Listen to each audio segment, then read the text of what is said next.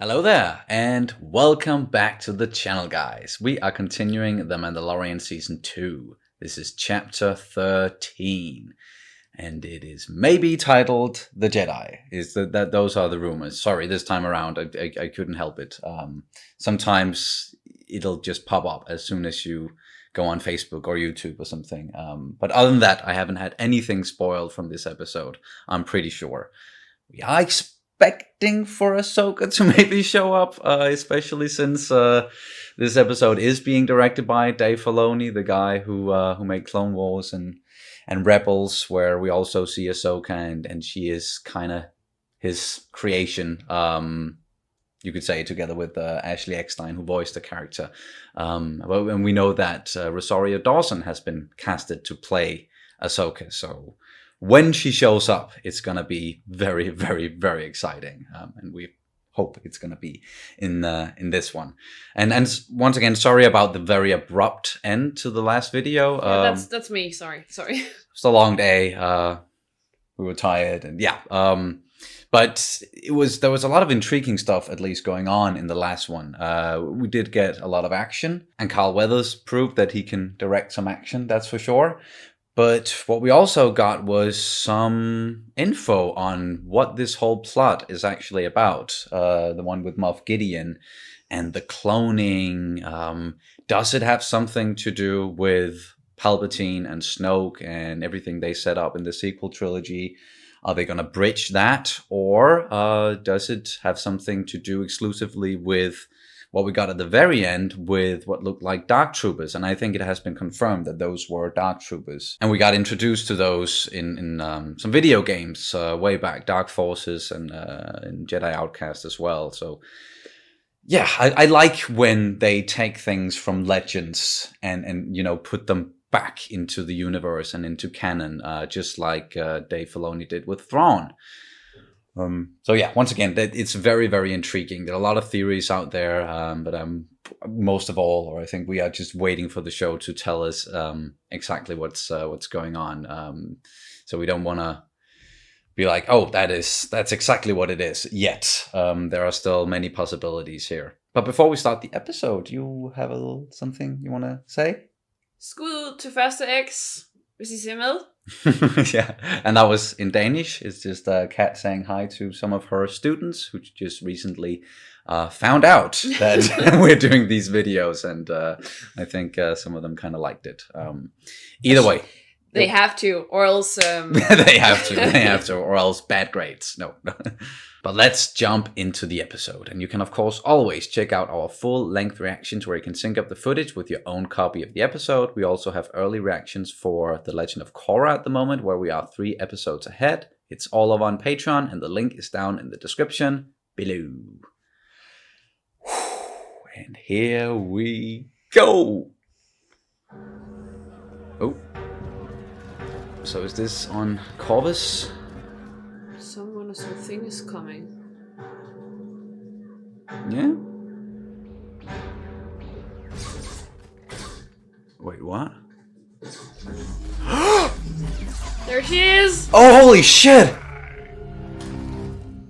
Fuck! Straight into it! And she's got the white lightsabers!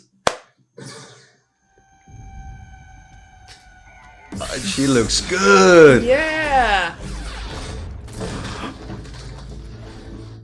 I think I might cry a little, actually.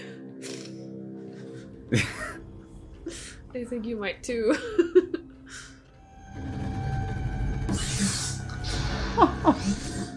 Show yourself, Jedi. Jedi. Holy fuck. Oh, and it's her theme. How many lives is the knowledge I possess worth to you? And what knowledge? Surrender or face the consequences. You have one day to decide. Damn. We'll be ready when she returns. Yeah, sure you will. Good luck. Holy fuck, what an intro. The Jedi. There yes. it was! That is the actual title, alright. It's the reason why I wore this one. It's the return of a Jedi. You better get back in your seat. Better get back in your seat. No, not Don't- that one. No. Force pull? Yep.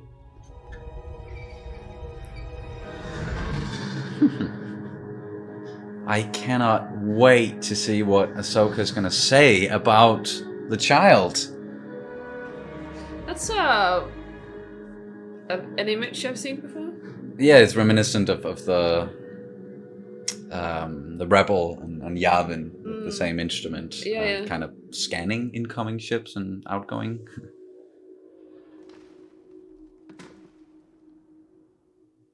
I like how this planet's got kind of a green glow, almost. He got the ball. Yep.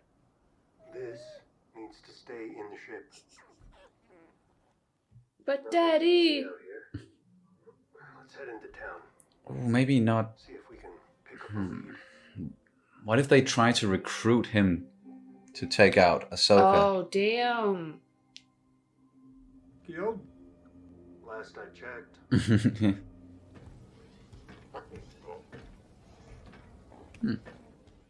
Looks like one of the droids we saw in Jabba's palace. Pardon me, vendor. Have you heard of anyone? Nope. Do not speak to them or to any of us. Look, I just need to know. The magistrate wants to see you. This fucking place. Are they slavers or something? Look at that. Wow. Look at the poor people. Wow, that's diabolical. Wow. And here's a pretty garden and yeah, the magistrate keeping everything to themselves. What do you make of this? A spear? Some kind of vibro spear or is it Beskar? Possibly. Best Yeah. Oh. Pure Beskar. That's gonna be the Kill the reward? Jedi, Okay. and it's yours.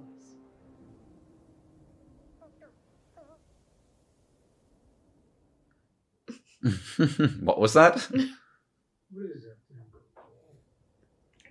I keep it around for luck. You're gonna need it where you're headed. You think maybe he's gonna strike a deal with Ahsoka then? Yeah. Come on.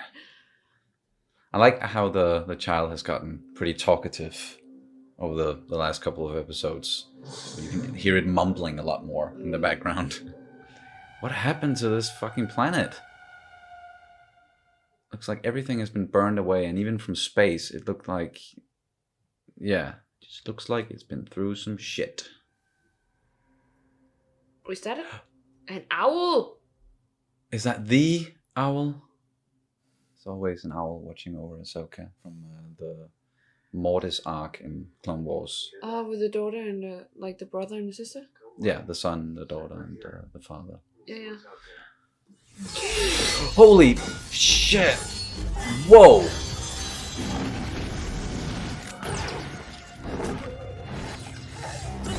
Katano! Yeah. Bo-Katan sent me. We need to talk. I hope it's about him. Yeah. Yeah.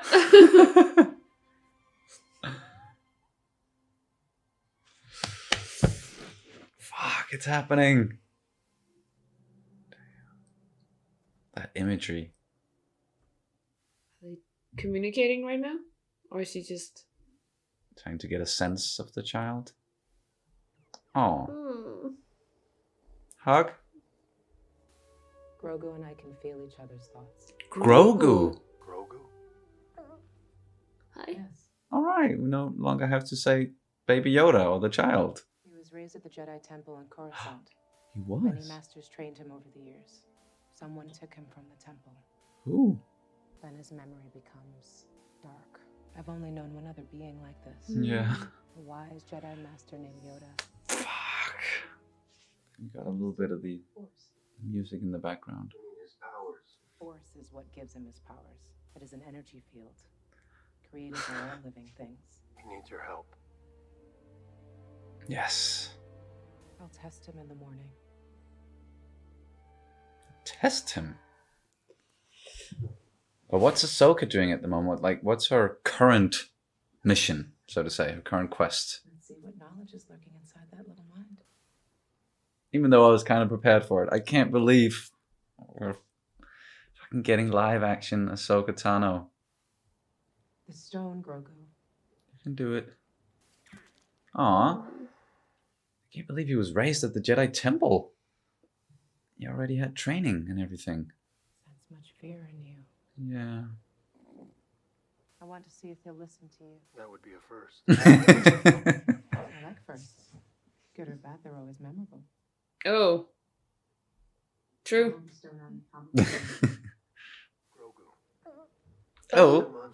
Take the stone. Didn't he bring that? The ball, yeah. Do the ball. He wants the ball. Yes. Exactly. Oh. Good job. Yoink. Good job, kid. He's formed a strong attachment to you. Yes. You cannot train him. What? Oh. Why not? I've seen what such feelings can do to a fully trained being. Oof, yeah. The best of us. Yeah. That must still be tearing her up inside. I'll help you with your problem if you see to it that Grogu is properly trained. 2 HK-87 assassin droids. Oh, that's what they are. Gunfighter. Build the Imperial Starfleet.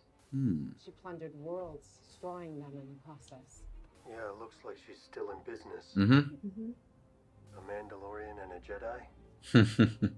They'll never see it. Yeah. A pretty powerful combo. Yep. Especially when it's this Jedi and that Mandalorian. Yeah. Oh, hello. Damn. Nice. Just run. Yeah.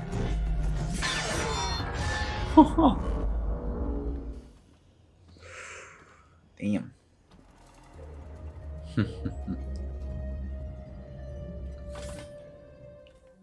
Little music cues are just. Huh. Oh, that's the play. Where is your master? Kill her. Love to. What master? Execute them. Oh, why? Then go door to door. Shit. There we go. Oh, Loth Cat.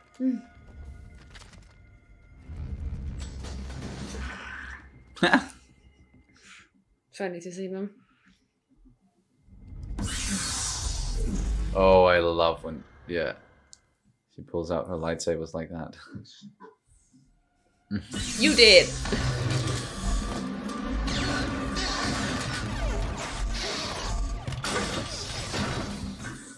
Right, one down. Get up there.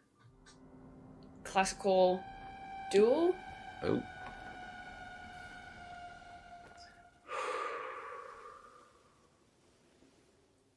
Right, she's gonna try and fight Ahsoka with that Beskar spear thing. Yeah. Possibly. All right.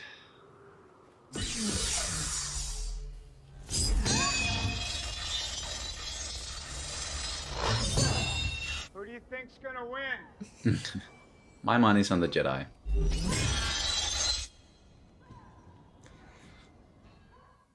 Where's the last I got no quarrel with you, man. droid? Oh. There we go. Sounds like you win. Just waiting for that. Or is it a trick? It's a trick. It's a trap! Yeah. Why even... What about the... Oh, shit, no! Oh, phew. Oh, I thought maybe the droid was going to kill that guy. Where is your master? What master? Where is Oh my god!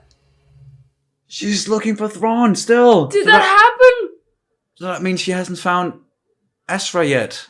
Is what I'm, because that's who she was looking for last time we saw her. Fuck. So this was your payment. Ooh, nice. You got it.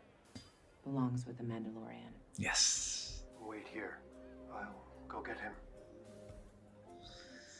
Oh, she's gonna be gone when he gets back. Time to say goodbye.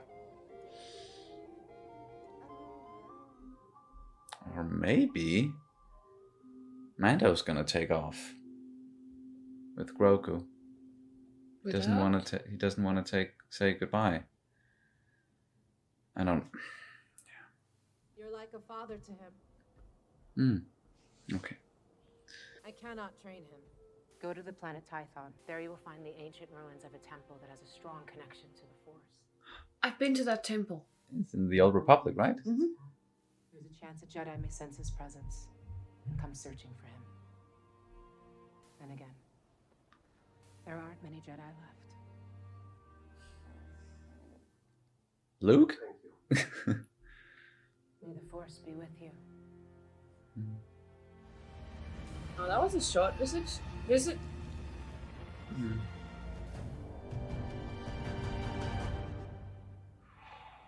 Oh. Oh, fuck. Damn, Dave Filoni. Well done, man. Alright, so some stuff we expected and some stuff we definitely did not expect. Sorry. Chapter 13, The Jedi.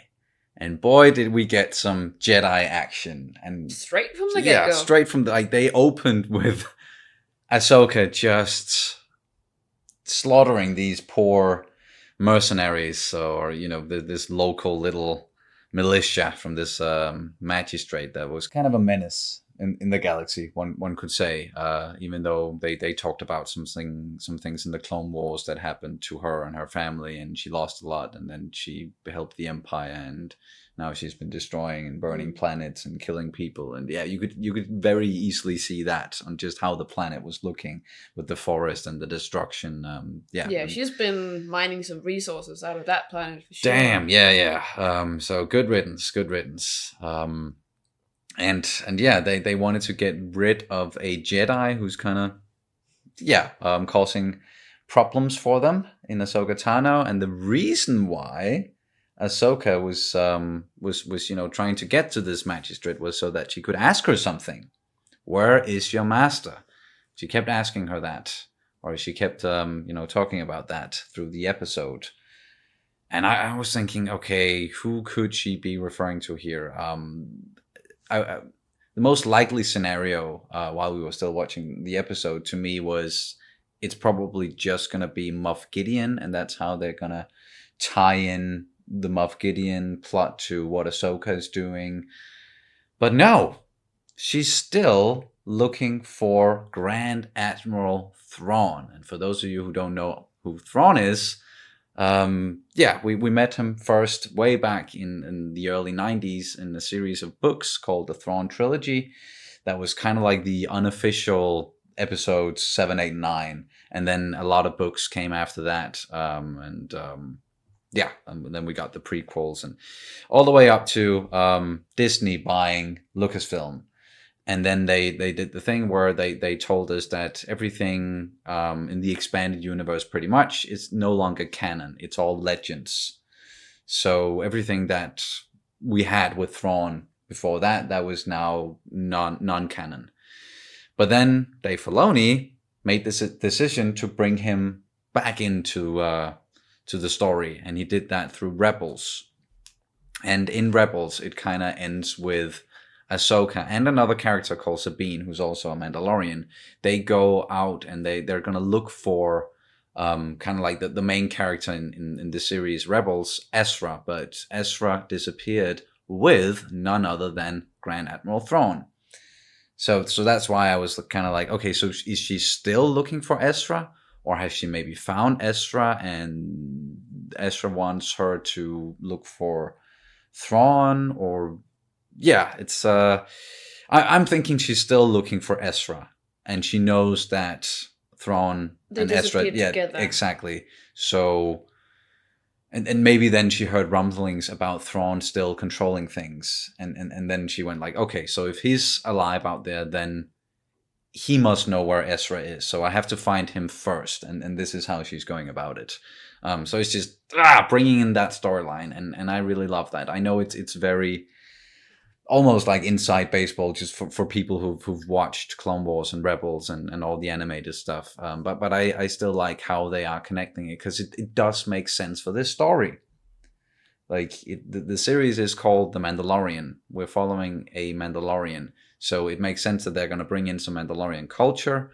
So that's Bo-Katan and everything going on there, and Bo-Katan had past dealings with Ahsoka, so it just makes sense to me, story progression wise, that it's not just fan service in my eyes, at least, that they're bringing in a lot of stuff like this, like Ahsoka, and throwing out a name like Thrawn, even though I'm sure most fans are gonna go like, yay. So it is still a bit fan servicey, but it makes sense to me. For the And plot. I can't help but think, if they're throwing out such a big name as Thrawn, does it mean that they're going to put him in this series at some point? Yes, and who's gonna play him? Yeah, well, To us, If there's they- only one real choice. exactly. One. If they're not casting Lars Mikkelsen, then there's something completely, utterly wrong. Because they already casted Katie Sackhoff, and she was perfect for the role. And Lars is, by all means, perfect for the role. Yes, because He has the same face structure. He has the voice, of course. yeah, he voices the And character in the series. He's yeah, in still not Rebels. too old or too No, young. Or no. He's like the perfect age as well. And also, it's like an alien, so they have to. Yeah, do some Well, makeup and yeah. and make him blue and give him And some he's red lenses. tall and slender, and he has that demeanor. He's just like, he's so perfect, and he's a great actor He's as well. an amazing actor. Yeah, the brother of Mads Mikkelsen. Like those two brothers, they're just freaking amazing, and they've both been in Star Wars. So now, yeah, give Lars Mikkelsen the chance to play Thrawn in live action, just like Katie Sackhoff. She got the chance to play Bo-Katan in live action as well. And if you don't, I am gonna find you. Yes. Dave Filoni, I'm gonna find you. Maybe, like if they don't do it, it must have something to do with maybe Lars, like he couldn't commit to it, or like every time I hear people talk about who they should cast as Thrawn on other like YouTube channels and shows and stuff, they always end up bringing up someone like Michael Fassbender, who's like, no. And plus, don't, like, he's a huge famous actor, and he's going to be really expensive for the series. Not that I'm saying that he's a better actor than Lars Mikkelsen, but it's just it would be cheaper to get Lars, and it would also make way more sense, because once again, then you'll have someone who can portray him physically, and he has the voice, like the voice that we've heard before in Rebels. It would only make sense. I can see it's possible for me to see Michael Fassbender in the role, but I still think that it's not a perfect choice, and definitely not as perfect what we do have. I'm sorry, but the real deal. Yes, exactly. Yeah, Fassbender, of course he would be able to do a good job. Like, he is an amazing actor. It's not that. It's just... He's not perfect for for that role. It's just Lars. He is. Mikkelsen. Lars is perfect. I don't care. Yeah. So as you can hear, we've made up our minds. So they have to cast Lars Mikkelsen. If they haven't done that already, we know that they do a lot of stuff beforehand. There's a lot of pre-production with this series overall, where they plan out and then make everything ready, and then they shoot the thing. Mm-hmm. So maybe they've already got that covered, and it's just under wraps at the moment.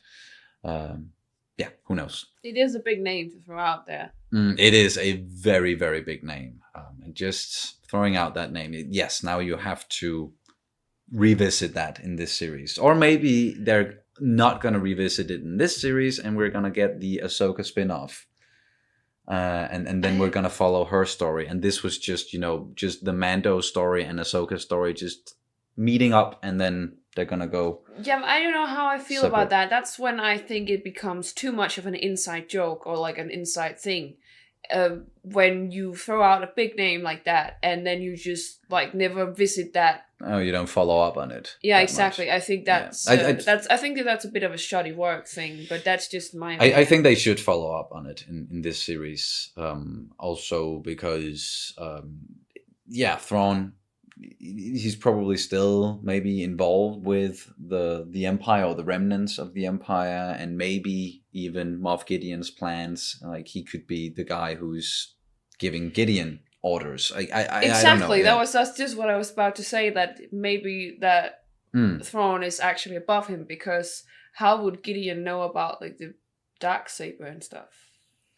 Yeah, I'm still thinking that Gideon was in charge of the Purge. We still haven't gotten the Purge of Mandalore, and that is, during that is how he got the sword from Bo-Katan. Yeah, and maybe she had to flee, and I forgot about his involvement in the Purge. Sorry. Yeah, but it is just so much intrigue, and I love that we're getting all these little pieces, and then we try to put it together and be like, okay, so how does that fit with the stuff that we knew beforehand? And I still do hope that for most people out there who haven't watched the animated series or maybe read some books, that it doesn't feel too inside baseball. I think that's what most non-fans or like casual fans casual fans, exactly, that people who are new to Mandalorian and this whole thing, that this is what kind of not scares them off, but like if they feel like alienated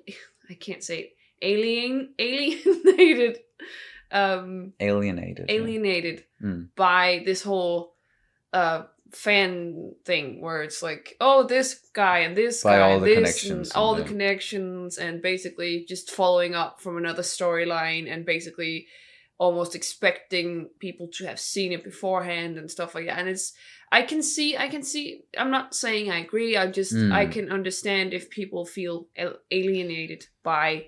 Yes, I can definitely see that as well.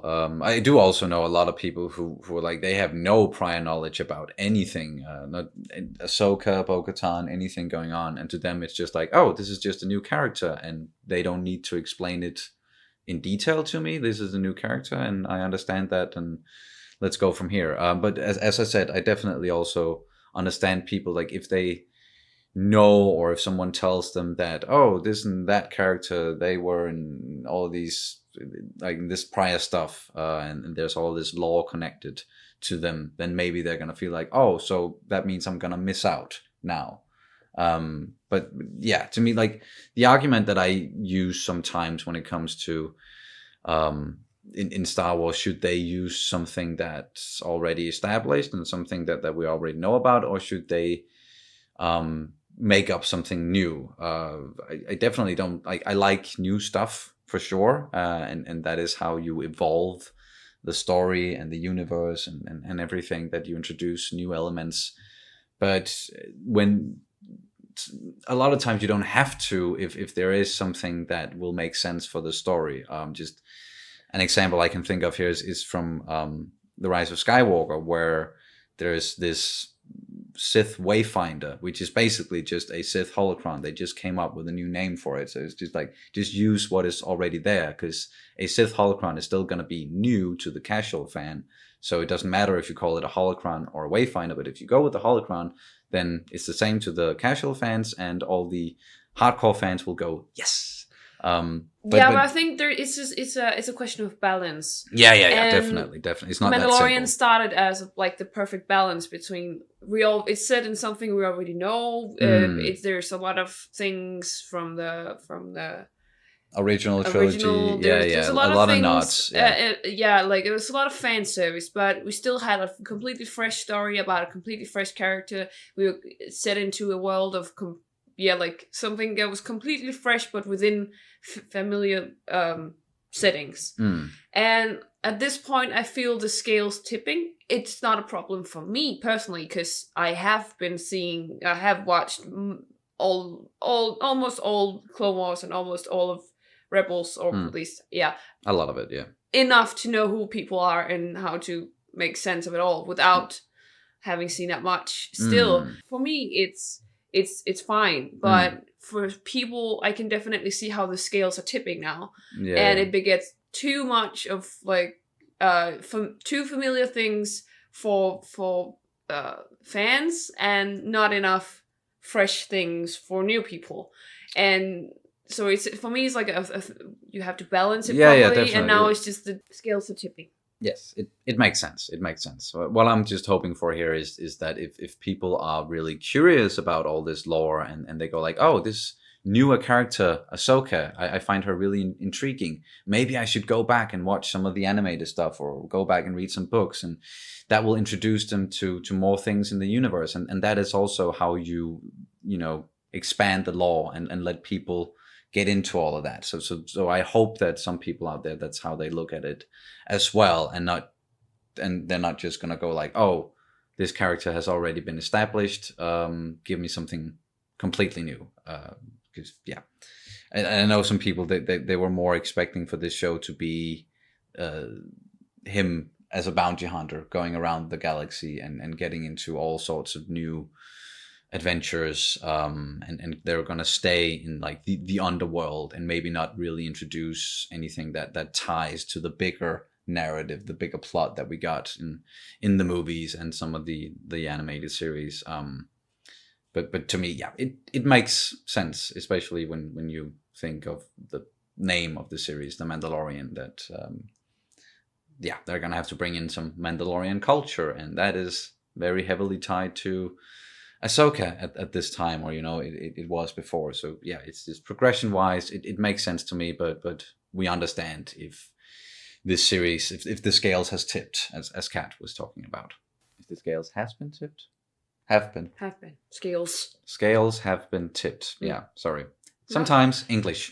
But besides the big story stuff that went on in this one, and all the connections to lore, it was a really cool episode, I think. Just both visually, what we got, that little town there, the planet itself, some other small Easter eggs with the assassin droids. I think it was called HK 87 or 80 something in this one. And it's a newer model of a HK 47, I think it's called, from Knights of the Old Republic. It's a droid you can get in your crew, and it's very talking about how everybody who's not a droid is just a meat bag, and very entertaining. So that was a cool little Easter egg there, another Easter egg, and we got the Lothcat, however you want to pronounce it. Even though I don't really understand what they're doing outside of Lothal, unless it's just a very popular pet or animal that people will buy and ship to different planets. Or doesn't have to make sense all the time with the creatures in the galaxy far, far away. Oh, and Ahsoka was using her white lightsabers. So that is like the last time we saw her using lightsabers was in Rebels, and then in there she had the white ones, which I really like. I really dig that she's and I think I talked about it before, that she is what the Jedi should be, or to a lot of people she is, and that is what she represents, is what the Jedi should have been. And that's why she left the Jedi Order. She didn't really trust in them anymore, and was kind of reluctant to even call herself a Jedi, as far as I remember, for a while. But it doesn't seem like that's the case any longer. She doesn't mind calling herself a Jedi in this one. And I know some people have been using the term like gray Jedi, because she's in between the dark and the light side. And I know someone like, and I think both Dave and George Lucas in particular, like, they don't like that term gray Jedi, because it's, you're either Jedi or you are a Sith. But only a Sith deals in absolutes. So that whole thing is, if you really break it down, that it doesn't make a lot of sense. Because even Obi-Wan saying only Sith deals in absolutes, that is in itself an absolute. And exactly, yes, yeah. So it doesn't make a lot of sense. There's a lot of contradictions, and some counterintuitive arguments, and some lack of not everything makes 100% sense. No. As I just mentioned before with Star Wars, and it doesn't have to all the time. But damn, that magistrate woman, Morgan, I think her name was Morgan Elsbeth. Yes, exactly. she's very, very, very capable at like with the spear and using that in close combat against Ahsoka. That was impressive. Or maybe it's just because Ahsoka hasn't really been fighting anything but blaster wielding opponents for a long while.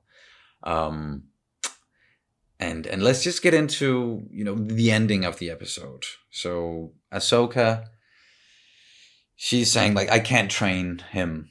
He's too attached to you. Plus, like, she didn't say it out loud, but I'm thinking another element of that is that she's in the middle of something. Like, she's on a mission. She doesn't have time to just stop and train Grogu anymore. Yeah, Grogu. We need to. We haven't talked about that whole thing at all. Yeah. That's what I was trying to get into, but yeah, that she wasn't gonna train Grogu. And that the Mandalorian, he should now go to Typhon, right? To a very, very, very old Jedi temple. And that is, once again, something that they're pulling from legends or, the lore that's not really canon anymore. This time from the Old Republic. Because you've been there, right? Yeah, I've been there. It's like the starting planet. When you pick Jedis, you will start on Typhon as your starting planet.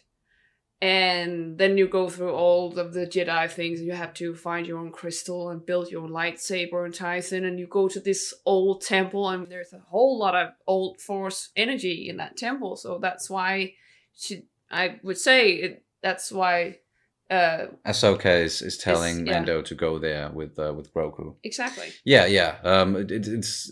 And they could very well connect it like 100% to how it was in that game. But at least they're just pulling that planet and the fact that there is a Jedi Temple on the planet. Maybe they're also going to go with this is the original Jedi planet, because that's how it was in the Old Republic game, right? That this is the first people who learned to use the Force, for good, or the Jedi at least. They were from that planet. Yeah. I think that was in some of the promotional material when the game was about to be released, at least.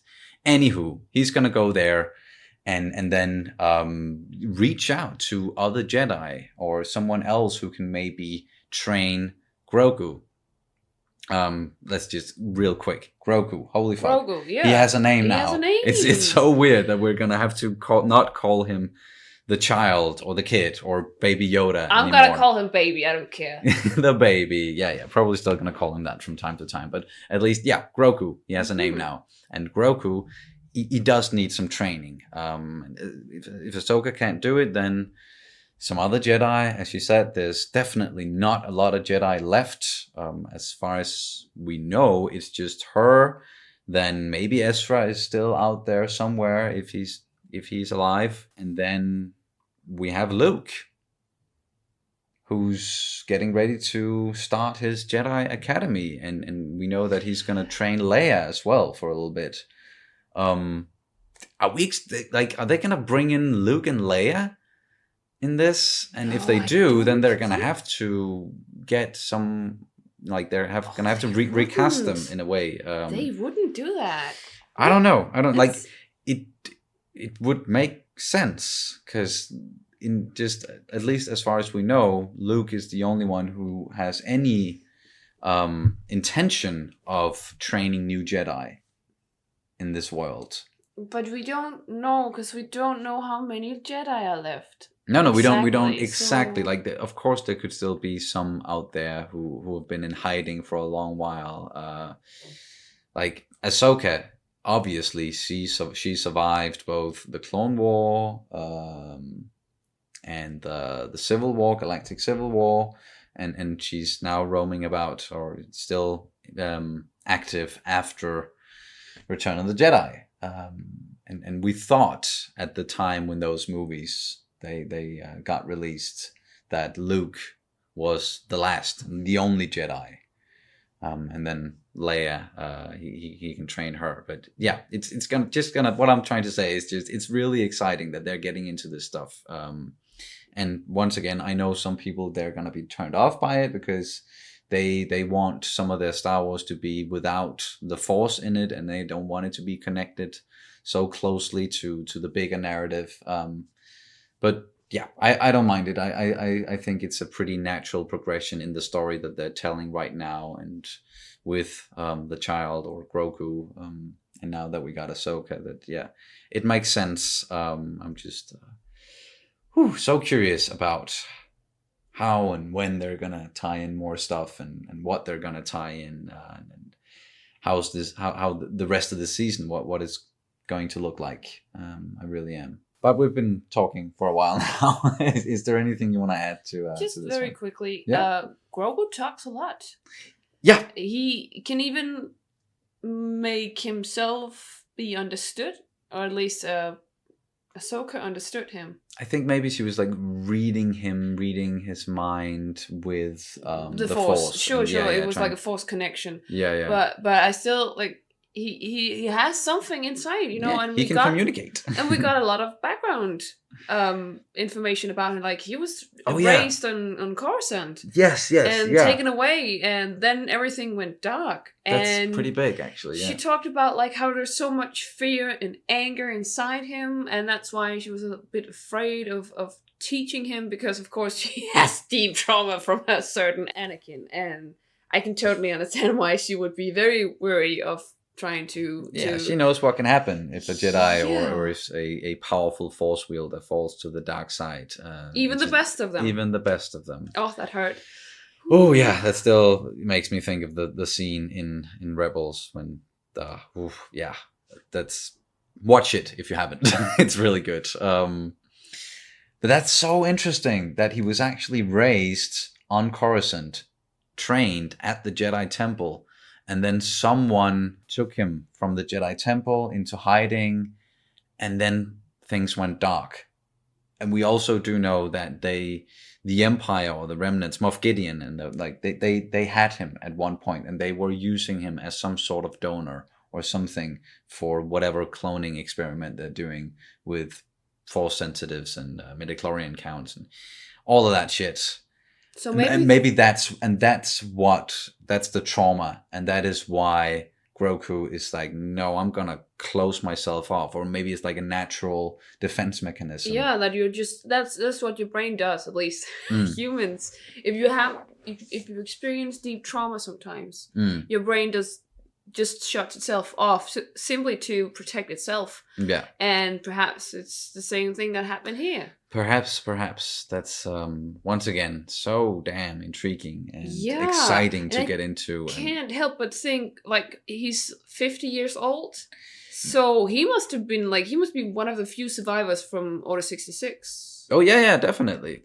Like, he was there before Episode 1 even. Exactly. He's been there for a while, and it just goes to show that, like, his species in particular, it takes a while to train. Like, everything is just slower, maybe. Like, their lifespan is pretty impressive, but it takes a while for them to really get going in life, so to say. I don't know how else to explain it. But she did name drop Yoda as well, as she did. Most of us knew that is, and that's why people are calling. Did call it Baby Yoda? Maybe they're going to call it by its actual name now, or his actual name, Grogu, or not. Nope. What an amazing episode! Yeah, I am so happy, and just the way that they started it, and holy shit! There she is, Ahsoka, and then throwing out Thrawn and all the connections. What's gonna happen in the next episode? And we only have 3 left, so it's 6, 7, and 8. And I think Robert Rodriguez is directing the next one. Yeah, okay. That's gonna be interesting. And I'm not quite sure about the episode 7. I think Favreau, he's gonna cap it off, just like he started with the first episode in this season. No Taika this time around, unfortunately. Huh. I love Taika. I think he might be my favorite director in Hollywood right now. So I'm really sad that he's not going to direct. A lot of people they love Taika. Everything he does. True. I'm one of those. Anyway, that's gonna do it for this reaction and review of The Mandalorian, Chapter 13, The Jedi. Thank you guys so much for watching, and we'll see you as soon as possible. May the Force be with you always. Bye. Bye.